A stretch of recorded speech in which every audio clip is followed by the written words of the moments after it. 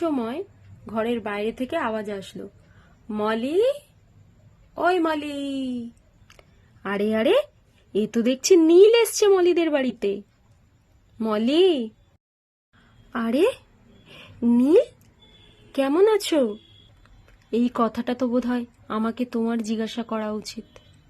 তুমি কেমন আছো মলি? 2 সপ্তাহ ধরে তোমার কোচিংয়ে, কলেজে অনেক খোঁজ করেছি, কিন্তু আমি তো তোমার বাড়ি চিনি না। শেষ পর্যন্ত আজকে থাকতে না পেরে আমি রাস্তায় জিজ্ঞাসা করে করে, বন্ধু বান্ধবদের জিজ্ঞাসা করে করে তোমার বাড়ি এসেছি।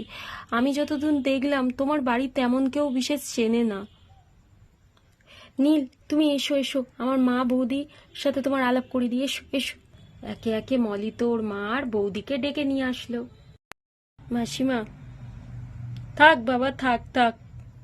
বৌদি, থাক থাক ভাই, থাক। তুমিই তো নীল না?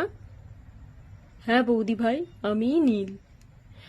দেখেছো মা, দেখেছো কি সুন্দর আমাদের মলির পছন্দ।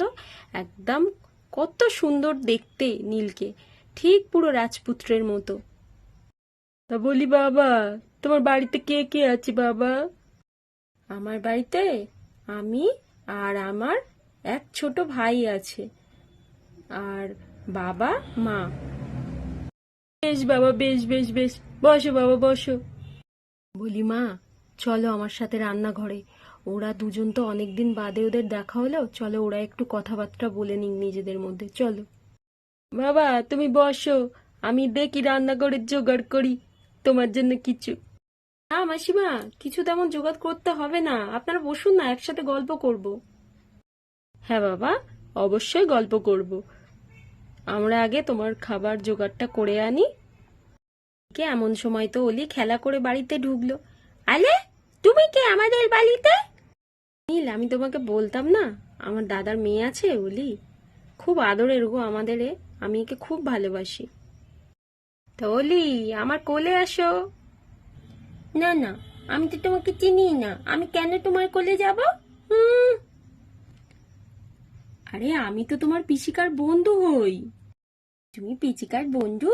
আহ, তাহলে আমি তোমার সঙ্গে কথা বলতে পারি। তোমার নামটা কি গো?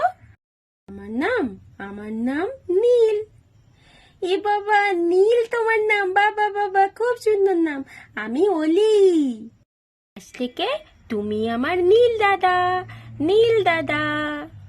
অলি, চলো আমি তোমাকে ঘুরিয়ে নিয়ে আসি। সময় অলির দাদাও বাড়ি এলো। বোন, এক গ্লাস জল দে রে। দাদা, তোকে আমি নীলের কথা বলেছিলাম না, এই নীল। আমি কলেজে যাইনি তো, তাই দেখা করতে এসছে। তা দাদা, ভালো আছো তো? সত্যি তোমাদের উপর দিয়ে যা ঝড় বয়ে গেল, খুব খারাপ লাগছে গো দাদা। আর কি করব বলো তো, এই কি আবার নতুন করে ঘরটা শুরু করতে হবে, নতুন করে বাড়িটা করতে হবে, এই যা।